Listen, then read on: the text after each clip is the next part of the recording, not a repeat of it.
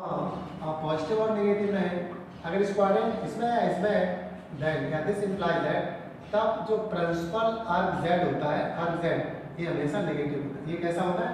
ये हमेशा नेगेटिव होता है। अब आप इसे नोट करो, अब इसे नोट कर लो सब लोग।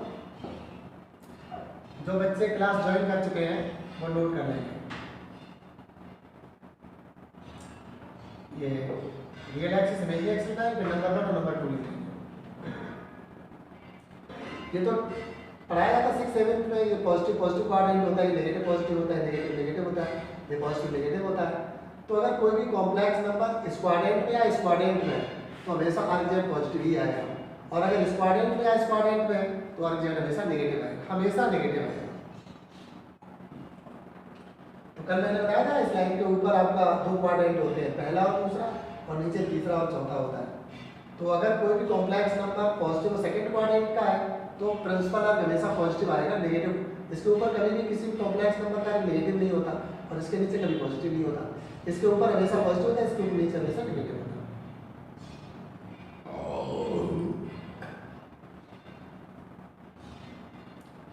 जितने बच्चे ज्वाइन कर चुके हैं सब लोग नोट कर लें। इस लालू प्रसाद को अलग से मैसेज है लग जाओ ना, अभी भी नहीं हुआ है।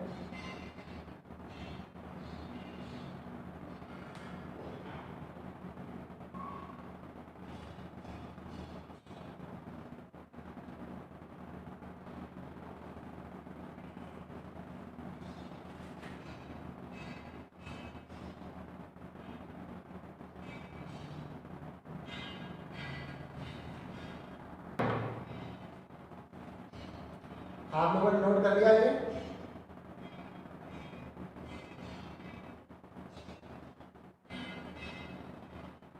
इसमें बहुत ही छोटे छोटे क्वेश्चन बनते हैं। ये पेपर आपका जो है ऑब्जेक्टिव होता है, तो हम लोग जो है कुछ छोटी छोटी चीज़ें सीखेंगे, जैसे एग्जाम्पल फॉर एग्जाम्पल। जैसे z बराबर आपके पास माइनस नहीं है, हाँ -1 और प्लस आई यदि, और आपसे कहा गया है इसका आर्क z पता करना है, पॉइंट नंबर 1 आपको नंबर 1 पता करना है मॉडल्स ऑफ z, नंबर 2 पता करना है आर्क z, नंबर 3 पता करना है principal arc z, principal arc z। ये 3 नंबर, ये कोई कॉम्प्लेक्स नंबर है, और कॉम्प्लेक्स नंबर में आपको इसका मॉडल्स पता करना है और आर्क पता करना है और प्रिंसिपल आर्क पता करना है।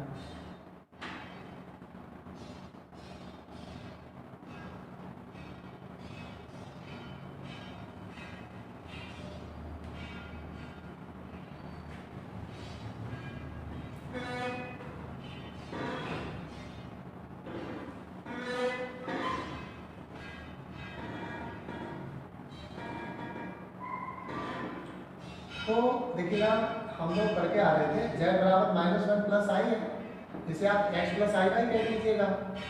तो हम लोग सीख के आए थे जब दो कॉम्प्लेक्स नंबर बराबर होते हैं तो रियल पार्ट के बराबर होता है, x बराबर -1, x बराबर -1 और y बराबर 1, अर्थात p z बराबर p x, y बराबर p -1, 1। इसका आर्गेन प्लेन बनाएंगे, आर्गेन डायग्राम। अब हम लोग बनाएंगे आर्गेन डायग्राम।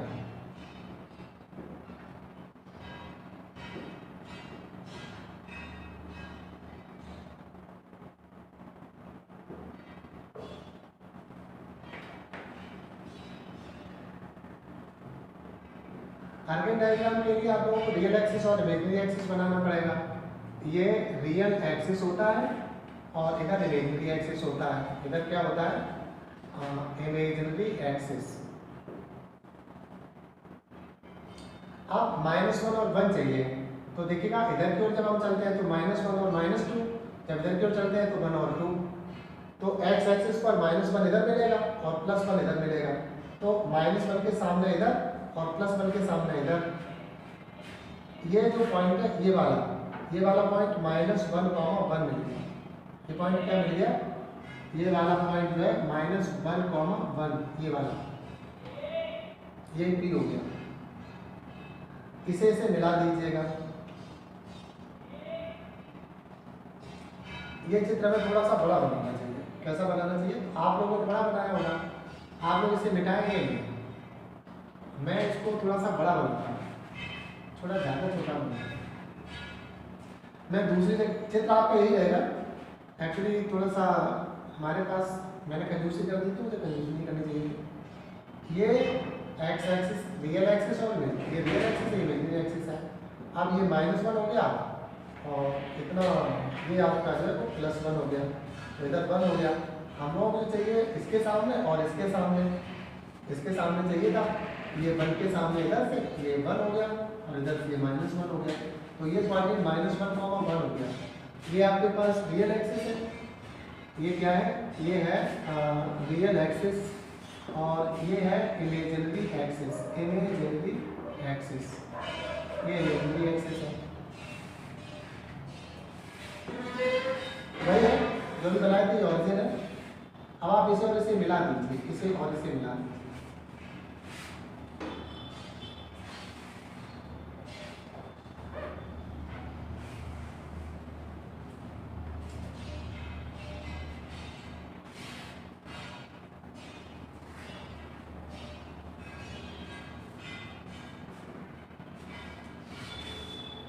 यहाँ से यहाँ तक का जो डिस्टेंस है ये वो है। अब यहाँ से यहाँ तक का डिस्टेंस पता कर सकते हो। देखिए ना, अगर इसका कोऑर्डिनेट -1 है तो डिस्टेंस तो 1 हो जाएगी, क्योंकि डिस्टेंस कभी नेगेटिव नहीं होती। कोऑर्डिनेट तो नेगेटिव और पॉजिटिव हो सकते हैं। अगर हम इसका अगर यहाँ से यहाँ तक की डिस्टेंस 1 है तो एक्स की नेगेटिव डायरेक्शन है, तो -1,0 और ये डिस्टेंस नेगेटिव 1 है, ये पॉजिटिव डायरेक्शन में y का, तो ये डिस्टेंस 1 है। पाइथागोरस थ्योरम से ये जो डिस्टेंस है वो √2 हो जाएगी। ये डिस्टेंस क्या हो जाएगी? √2। लल्लू सच नहीं किया था आज नहीं किया। सबको लग रहा है 11 बजे से है? सबको लग रहा है 11 बजे। कल कितने बजे से पढ़ाया था? कल 11 से पढ़ाया था।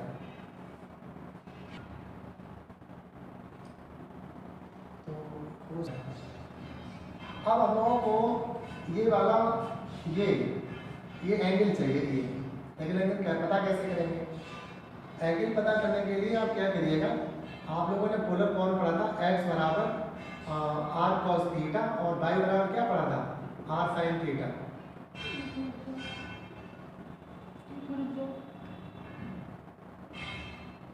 और ये डिस्टेंस r होती है, यहाँ पर r बराबर पढ़ा था √x² + y²।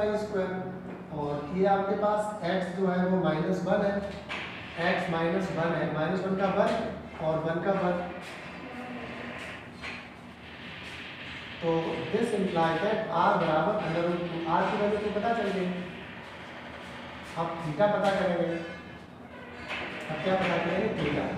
थीटा बराबर होता है tan इनवर्स y/x।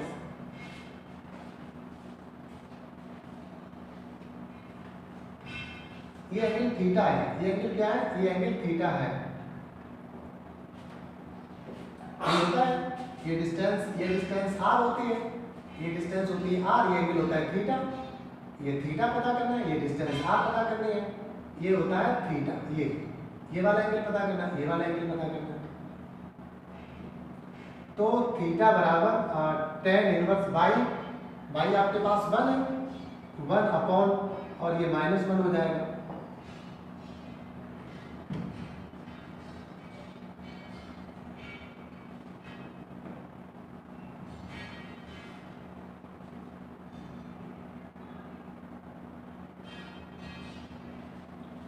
यहाँ से लिखिए थीटा बराबर, इसलिए थीटा बराबर tan इनवर्स -1 हो जाएगा। इम्प्लाई दैट थीटा बराबर, तो -1 135 डिग्री का होता है। tan इनवर्स ये क्या हो जाएगा? -1, ये हो जाएगा tan इनवर्स और tan 135 डिग्री। tan 135 -1 होता है। और ये आपका जो है, कुछ बच्चे क्या कहते हैं कुछ बच्चे ये कहते हैं कि साहब टेन माइनस 45 बराबर भी -1 और टेन, हाँ ये भी -1 होता है, तो ये नहीं लिखा जाएगा। क्यों? क्योंकि पॉजिटिव डायरेक्शन में ये वाला एंगल कभी भी नेगेटिव हो ही नहीं सकता। नेगेटिव इधर होता है, नेगेटिव इधर क्यों होता है, इधर क्यों नेगेटिव होता है, लेकिन एंगल हमारा जो है एंटी क्लॉकवाइज है, तो नेगेटिव हो ही नहीं सकता। तो पॉजिटिव, ये पॉजिटिव ही दिया जाएगा। ये कैसा दिया जाएगा? पॉजिटिव। तो थीटा बराबर कितना हो जाएगा? 135 डिग्री। इसे पाई में रेडियन में 3/4 लिखते हैं।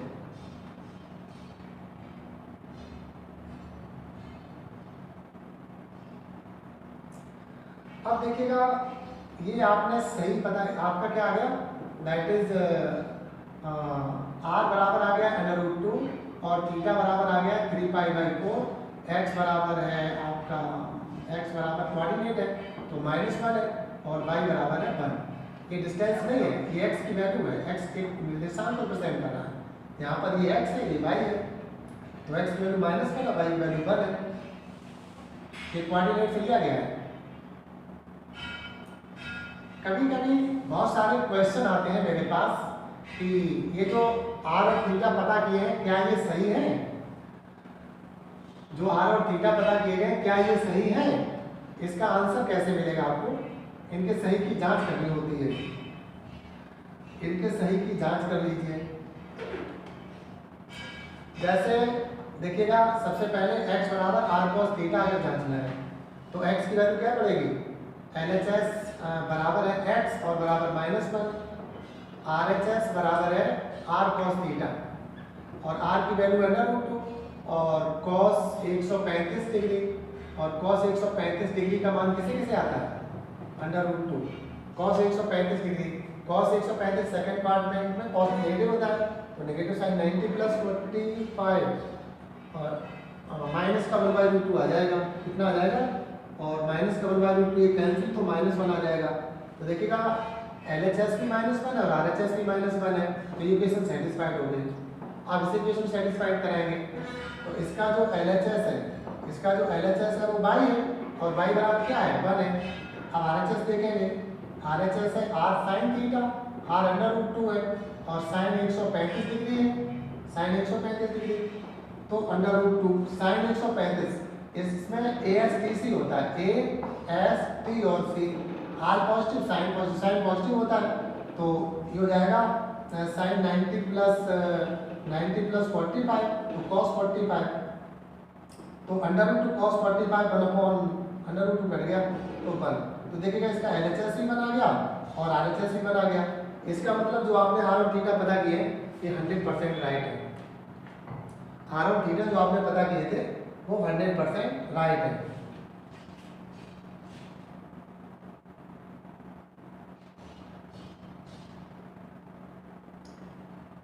कौन है?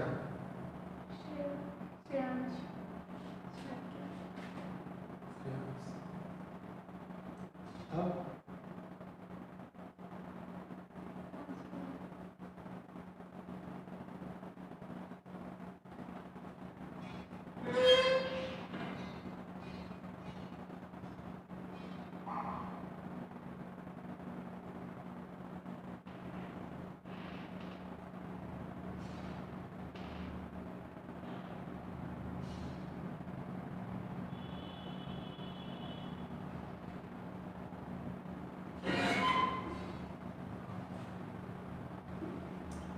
ये थोड़ा हौच पौच लग रहा होगा आप लोगों को। कॉम्प्लेक्स नंबर थोड़ा अब जो है डीप में पहुंच रहा है धीरे धीरे।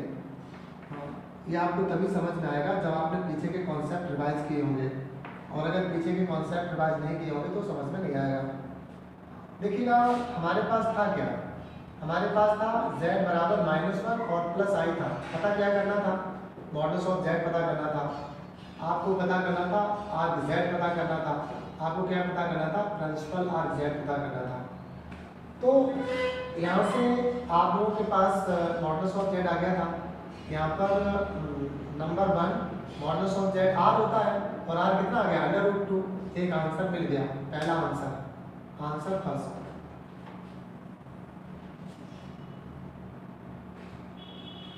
अब दूसरा आंसर आर्क z का है। आर्क z थीटा होता है, तो थीटा कितना आया? थीटा 3π/4। ये आपका आ गया 3π/4। ये दूसरा आंसर मिल गया। अब प्रिंसिपल अर्क देखेंगे। प्रिंसिपल अर्क कैसे पता करेंगे?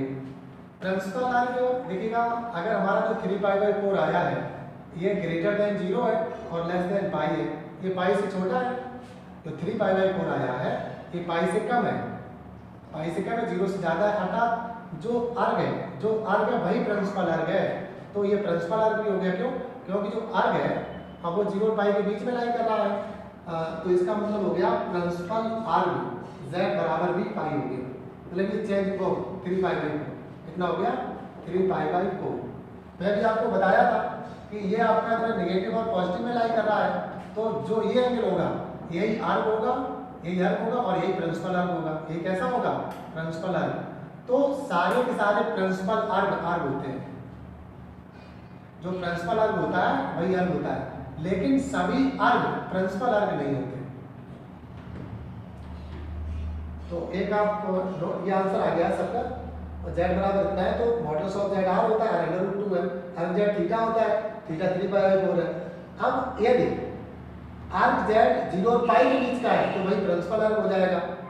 तो सभी प्रिंसिपल अर्ग होते हैं, सभी प्रिंसिपल अर्ग होते हैं। अर्ग सभी अर्ग प्रिंसिपल अर्ग नहीं होते हैं। ये अभी हम लोग इस पर चर्चा करेंगे। तो यहाँ पर एक नोट लिख दीजिएगा, नोट।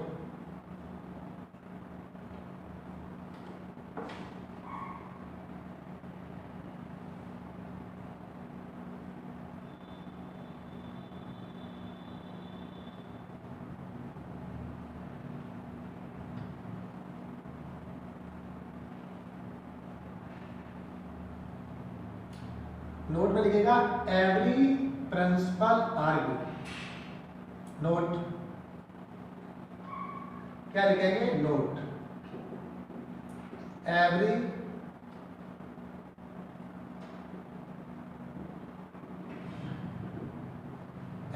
प्रिंसिपल अर्ग z, एवरी प्रिंसिपल अर्ग z इज अर्ग z converse not true and converge not true, converge not true। और उल्टा सत्य नहीं है। सभी अर्ग प्रिंसिपल अर्ग नहीं होते, सभी अर्ग प्रिंसिपल अर्ग नहीं होते, लेकिन सभी प्रिंसिपल अर्ग होते हैं। फॉर एग्जाम्पल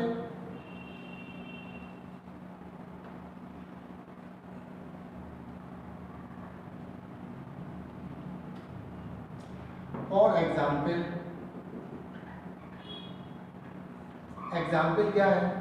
जैसे z बराबर 5 टाइम्स e की पावर i और 5π/4 है, 5π/4, ठीक है।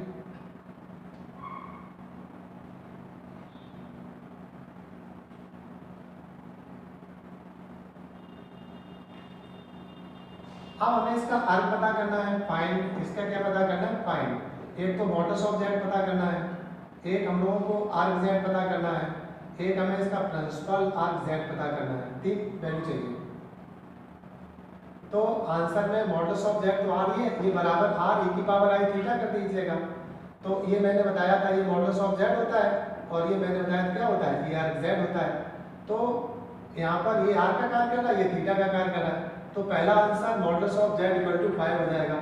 दूसरा आंसर है इसका अर्ग z बराबर 5π/4 हो जाएगा। तीसरा आंसर प्रिंसिपल अर्ग z है, प्रिंसिपल अर्ग z ये पता करना है बराबर प्रश्नवाचक चिन्ह। इसके लिए हमें मेहनत करनी पड़ेगी। अगर r e की पावर i थीटा फॉर्म कर रहा है तो ये अर्ग z होता है और ये मॉडुलस होता है। और सभी अर्ग z प्रिंसिपल अर्ग z होते नहीं, लेकिन सभी प्रिंसिपल अगर ये मालूम होता तो ये पता चल जाता, ये मालूम होता तो ये पता चल जाता। लेकिन अगर ये मालूम है तो ये जरूरी नहीं कि ये पता चल जाए, ये मालूम है तो ये पता करना पड़ेगा।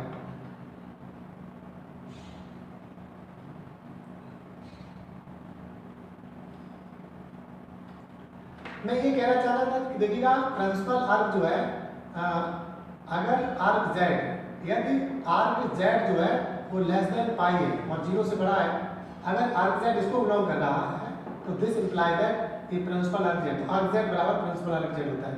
तो नोट करिए, नोट, एक बात नोट करिएगा, यदि आर्क z ग्रेटर देन 0 और लेस देन पाई है, इंप्लाइज दैट आर्क z बराबर प्रिंसिपल आर्क z।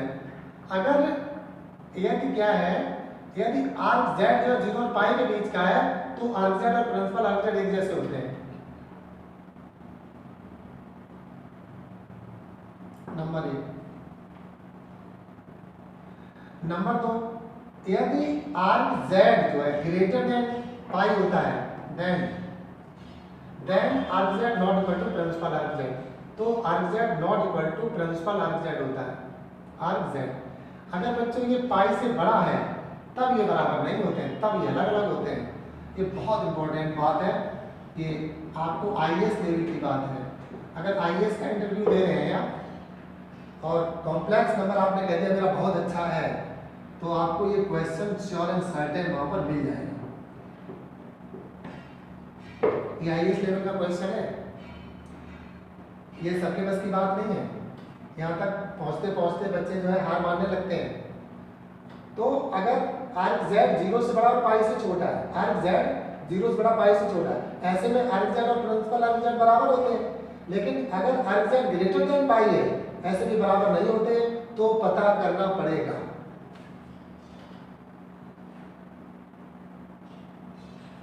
अब कैसे पता करेंगे? Method first.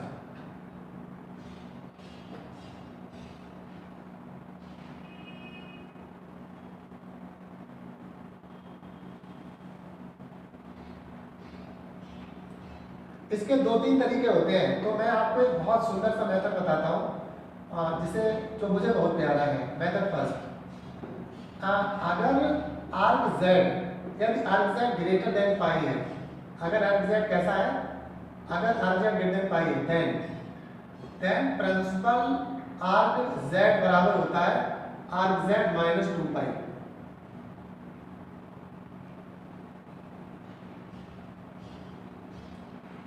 आप यहाँ पर अप्लाई कर सकते हो। आपका आर्क z ये ग्रेटर देन पाई है, ये पाई से ज्यादा है, आर्क z इतना है और ये पाई से ज्यादा है, तो हमारे पास क्या है, arc z given arc z बराबर है पाई बाई 4 और ये इस कंडीशन को होल्ड करता है और ये ग्रेटर देन पाई है। इसलिए प्रिंसिपल आर्क z जो होगा इसका, प्रिंसिपल आर्क z के स्थान पर क्या पड़ेगा, पाई बाई 4 और माइनस फार्मूला हो गया 2 पाई।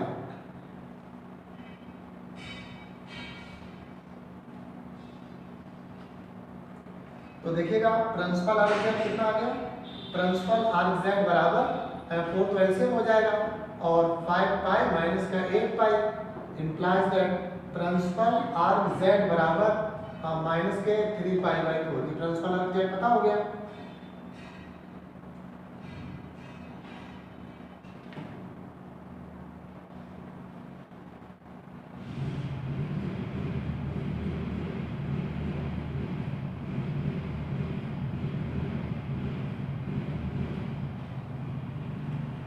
मेथड नंबर दूसरा देखिएगा, मेथड सेकंड। सेकंड मेथड क्या है? सेकंड मेथड है कि हमारे पास जो z बराबर है, हमारे पास मैं यहाँ लिख देता हूँ z बराबर 5 e की पावर i और 5 पाई बाई 4। इसका मतलब एंगल जो है वो कितना है, 5 पाई 4 का मतलब पाई प्लस। तो देखिएगा यहाँ पर थीटा बराबर 0 होता है, ये थीटा बराबर पाई बाई 2 होता है, ये थीटा पाई होता है और यहाँ पर थीटा 3 बाई 2। तो 5 पाई बाई 4 का मतलब हुआ जाकर कि यहाँ से यहाँ तक का जो एंगल है वो 5 पाई बाई 4 है। अगर यहाँ से और यहाँ से यहाँ तक का पाई होता है तो निश्चित रूप से ये वाला जो एंगल है ये पाई बाई 4 हो जाएगा और ये पूरा एंगल पाई बाई 4, यहाँ से यहाँ तक का ये पाई बाई 4 हो जाएगा। मैं कह ये रहा था कि यहाँ से यहाँ तक का डिस्टेंस तो हमें पता है ये पाई है यहाँ से ये, बट क्या ए से बिंदु पी कह लीजिएगा और ये हमें कॉम्प्लेक्स नंबर तो दिया गया था। अब हम लोग क्या करेंगे कि देखिएगा इसका जो मैंने कहा था कि ये जो कॉम्प्लेक्स नंबर है पी जेड क्या आया था, यहाँ पर जो कॉम्प्लेक्स नंबर था पी जेड बराबर कितना था, पी आर ई की 5 था, ऐसे छोड़ दीजिएगा। यहाँ पर 5 पाई बाई 4 ये था, ये आर है और ये थीटा है। ऐसे में इसका जो पोजीशन है वो यहाँ पर ये बनेगा, ये 5 डिस्टेंस पर, ये तो इसका एंगल होगा और ये इसकी डिस्टेंस होगी। तो ये जो आपका कॉम्प्लेक्स नंबर है वो इस लाइन के नीचे आ रहा है। अभी बताया था इस लाइन के ऊपर हमेशा पॉजिटिव होता है, इस लाइन के नीचे हमेशा नेगेटिव होता है। तो प्रिंसिपल के लिए हमें ये वाला एंगल देखना पड़ेगा, ये वाला एंगल, यहाँ से यहाँ तक का एंगल, यहाँ से यहाँ तक का एंगल। अब देखिएगा यहाँ से यहाँ तक का हमें पता है, यहाँ से यहाँ तक का यहाँ से पता है, अब इतना पता करना है तो हम क्या करेंगे, 2 पाई में से इसे घटा देंगे, क्योंकि पूरा होता है 2 पाई और 2 पाई में से अगर इतना घटा दें इतना आ जाएगा। तो 2 पाई में से पाई बाई 4 घटाएंगे, पाई बाई 4 घटाएंगे तो 3 पाई बाई 4 बचेगा, ये बचेगा 3 पाई बाई 4, बट ये क्लॉकवाइज डायरेक्शन में तो नेगेटिव लिया जाएगा। तो यहाँ से प्रिंसिपल आर्क जेड कितना हो गया, ये तो यहाँ पर यहाँ से यहाँ तक का एंगल जो ये प्रिंसिपल आर्क जेड हो जाएगा और डिस्टेंस तो वही रहेगी। तो यहाँ पर जो इसका प्रिंसिपल आर्क जेड आया है, प्रिंसिपल आर्क जेड बराबर माइनस का 3 पाई बाई 4 ये आया। तो बच्चों को ये ज़्यादा अच्छा लगेगा, अगर पाई से ज़्यादा है तो उसमें -2 पाई जोड़ दीजिएगा, प्रॉब्लम सॉल्व।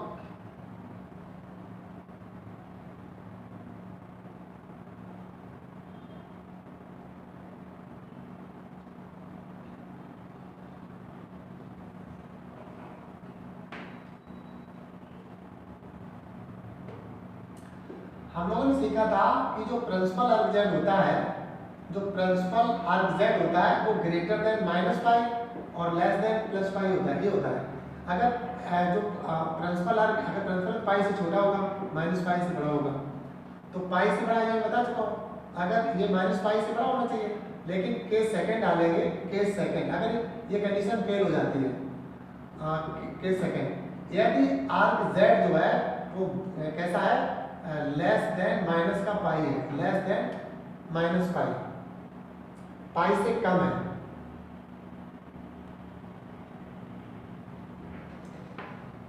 यदि आर्क जेड कैसा है, लेस देन माइनस का पाई है, तब प्रिंसिपल आर्क जेड के लिए जो भी है वो वैल्यू और प्लस का 2 पाई।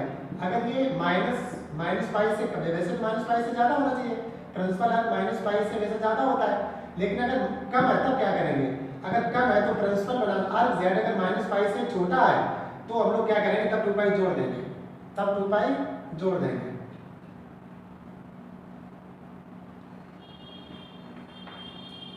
जैसे फॉर एग्जाम्पल लिखते हैं, फॉर एग्जाम्पल जैसे z बराबर 2 टाइम्स e की पावर -5 और पाई बाई 3 आई हो रहा है,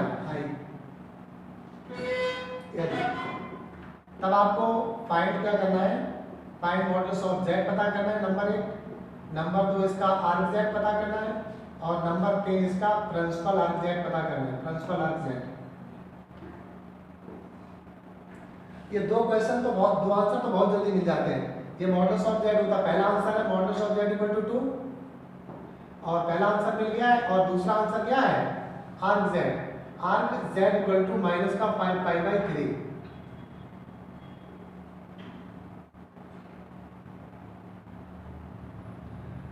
अब देखिएगा -5 पाई बाई 3 की बात अगर करते हैं तो जब इधर से जाएंगे 5 पाई बाई 3 कितना हुआ, 5 पाई बाई 3 का मतलब है माइनस का पाई और माइनस का 2 पाई बाई 3, ठीक है, 2 5 सही है। तो -पाई यहाँ तक हो गया और 2 पाई बाई 3 कितना होता है 120, हाँ 120, माइनस का 5 पाई बाई 3 इधर आ जाएगा, इधर से घूम के ये तो माइनस हो गया, माइनस का पाई और हमें 2 पाई बाई 3 और चाहिए, तो 2 पाई बाई 3 मतलब 120, 30, यहाँ से इतना ये वाला एंगल आ जाएगा। मेरे बच्चों को समझ में नहीं आया होगा, माइनस का है, माइनस का कैसे चलेंगे, ऐसे चलेंगे, ऐसे यहाँ तक आ जाएंगे, ये वाला एंगल रोटेशन हुआ, माइनस हमेशा इधर की ओर चलता है ऐसे, और प्लस ऐसे चलता, माइनस ऐसे चलता है, तो ये अगर चाहिए तो इधर से चलेंगे यहाँ तक, और माइनस का पाई यहाँ तक हो गया और माइनस का पाई बाई 3, माइनस का पाई 60 60 120, तो यहाँ से 120 और जाना है, तो ये पूरा एंगल हो गया माइनस का पाई बाई 3, पूरा एंगल यहाँ से लेकर के और यहाँ तक का, क्योंकि 60 90 और नहीं गलत हो गया, 90 और 30 चाहिए, तो 90 और 30 इधर मिलेगा। ये चित्र मैं इधर बनाता हूँ, ये चित्र हम लोग इधर बनाते हैं,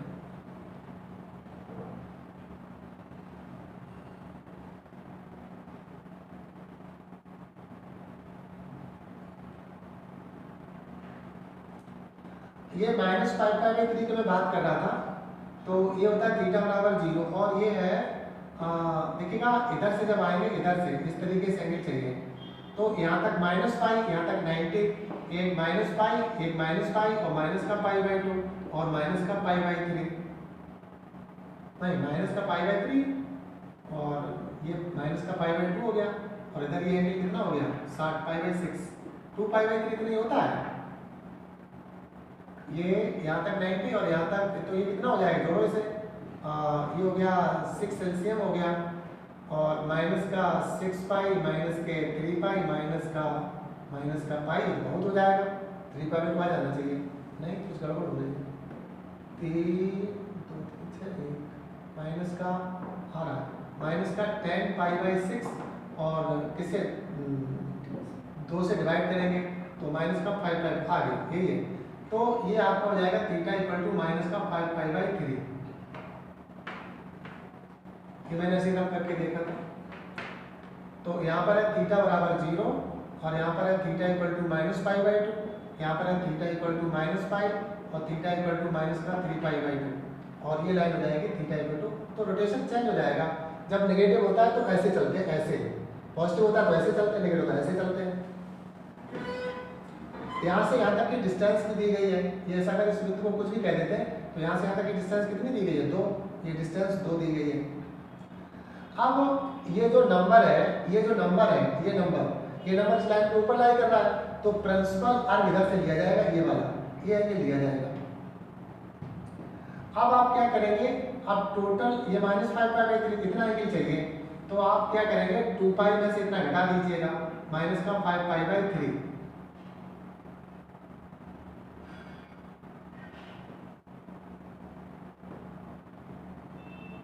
कितना बचेगा, ये हो जाएगा नहीं 5 पाई बाई 3 था, ये हो जाएगा 6 और ये कितना बचेगा पाई बाई 3, 6 और 6 और 5 ये पाई बाई 3, तो बच्चों ये जो एंगल है ये एंगल पाई बाई 3 बचेगा, ये कितना बचेगा पाई बाई 3, तो ये तो अर्ग हो गया, ये डिस्टेंस हो गई, तो ये प्रिंसिपल अर्ग हो गया, ये क्या हो गया ये प्रिंसिपल अर्ग हो गया, प्रिंसिपल अर्ग बराबर पाई बाई 3, तो इसका आंसर जो तीसरा वाला आंसर था प्रिंसिपल अर्ग Z ये आ जाएगा पाई बाई 3। उम्मीद करता हूँ कि किसी को कुछ भी नहीं समझ में आया होगा, आप सभी को कहिएगा कि कुछ भी नहीं समझ में आया, कैसे आ गया, ये बहुत टफ प्रॉब्लम है, आईएएस लेवल में है ये, तो मैंने अब तह तक पहुंचा दिया है कॉम्प्लेक्स नंबर, अगर ये चीज समझ में आ गई तो आप जो है ना कॉम्प्लेक्स नंबर के एक्सपर्ट माने जाएंगे 100%। अब ये कोई छोटी मोटी बात नहीं रहेगी कॉम्प्लेक्स नंबर की। तो एक बात आ गया होगा समझ में, मैंने बताया था कि अगर कोई भी नंबर इस लाइन के ऊपर है तो उसका कभी नेगेटिव नहीं हो सकता, पॉजिटिव ही आएगा, और अगर कोई नंबर इस लाइन के नीचे है तो उसका नेगेटिव आएगा, तो ये तो तय हो गया था कि ये नंबर जो है इस लाइन के ऊपर गया है तो अर्ग तो नेगेटिव हो सकता है, अर्ग कैसा नहीं हो सकता पॉजिटिव नेगेटिव, लेकिन प्रिंसिपल अर्ग इस लाइन के ऊपर हमेशा पॉजिटिव होता है, इस लाइन के नीचे हमेशा नेगेटिव होता है, ऊपर की ओर पॉजिटिव नीचे की ओर नेगेटिव, ऊपर पॉजिटिव नीचे नेगेटिव, तो ये नंबर ऊपर की ओर, ये लाइन ऊपर की ओर गई थी, तो अर्ग तो माइनस पाई बाई 3 रहेगा, ये तो अर्ग है, ये क्या है, ये अर्ग Z है, अर्ग Z इतना है, और प्रिंसिपल अर्ग Z, ये प्रिंसिपल नंबर वही है, नंबर सेम रहेगा, जिस नंबर का अर्ग Z इतना है उस वही नंबर का प्रिंसिपल अर्ग Z इतना है, क्यों, क्योंकि प्रिंसिपल अर्ग Z माइनस पाई से बड़ा नहीं हो सकता, ओ माइनस पाई से छोटा नहीं हो सकता और पाई से बड़ा नहीं हो सकता। इसका सेकंड मेथड देखिएगा, सेकंड मेथड मैंने बताया था कि क्या बताया था कि यदि क्या बताया था, यदि अर्ग Z less than minus pi है, लेस देन माइनस पाई है, तब मैंने प्रिंसिपल एक फार्मूला बताया था, प्रिंसिपल अर्ग Z बराबर अर्ग Z प्लस 2 पाई, क्या बताया था अर्ग Z और प्लस के 2 पाई। अब अर्ग Z इसका कितना आया है, अर्ग Z इसका आया है माइनस का 5 पाई बाई 3, माइनस के 5 पाई बाई 3, और प्रिंसिपल में 2 पाई और जोड़ना पड़ेगा, तो 2 पाई, ऐसे में ये वैल्यू आप पता करिए, ये वैल्यू कितनी आ गई 6 और पाई बाई 3, ये प्रिंसिपल अर्ग आ गया, ये बराबर आ गया पाई बाई 3, और ये क्या चल रहा था प्रिंसिपल अर्ग Z। आप देखिएगा आप कुछ भी नहीं हो सकता, इतना ही आपको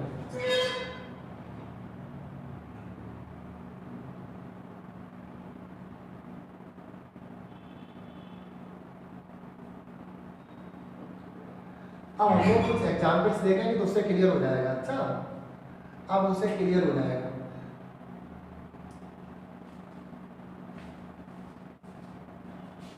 अब हम लोग कुछ और एग्जाम्पल लिखेंगे।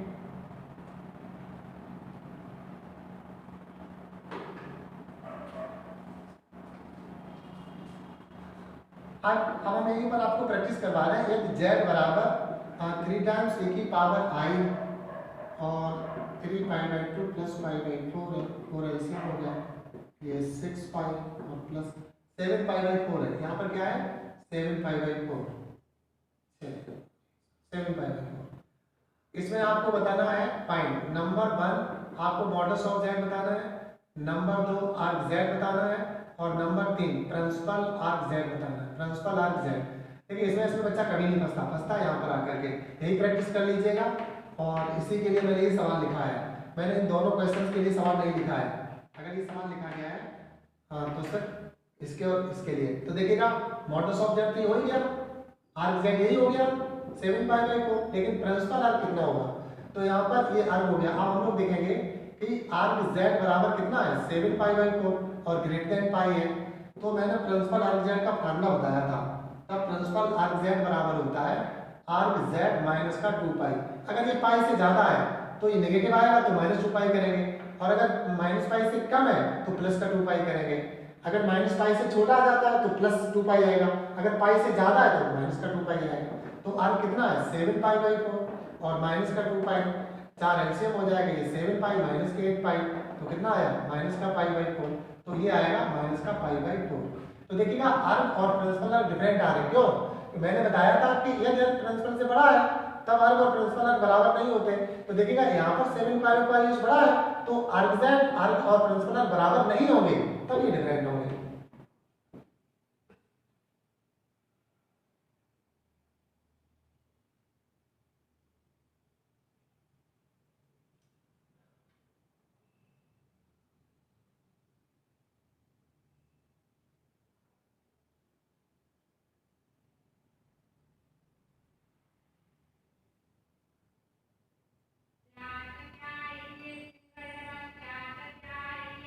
एक एग्जाम्पल और लगा लीजिए।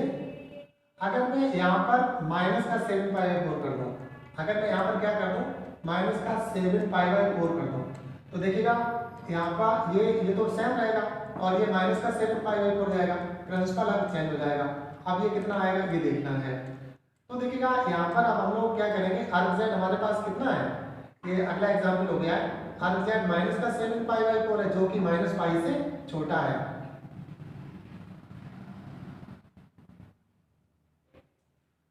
माइनस पाई से छोटा है तो प्रिंसिपल आर्क, अब यहाँ पर अगर ये छोटा है और ये नेगेटिव है तो प्लस का, तो यहाँ पर माइनस पाई से प्लस 2 पाई करते हैं, ये तो बना ही रहेगा।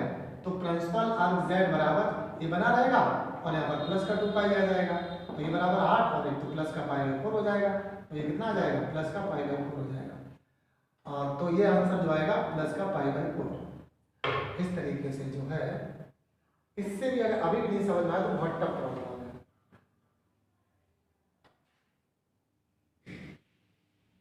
ये कॉम्प्लेक्स नंबर समझ में आए होंगे, और हम लोगों को कॉम्प्लेक्स नंबर बस इतने यूज करना था। तो आज हम सिलेबस स्टार्ट कर रहे हैं। कितना टाइम हुआ देखो, 2-3 क्वेश्चन लिख देता हूँ और आपको जो है मेरे नंबर पे इनके आंसर भेजने होंगे, तो मैं देखूंगा कि किसका किसका आंसर सही है।